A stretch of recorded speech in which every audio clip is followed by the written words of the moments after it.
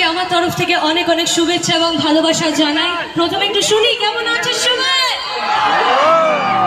ভালো না? খুব ভালো।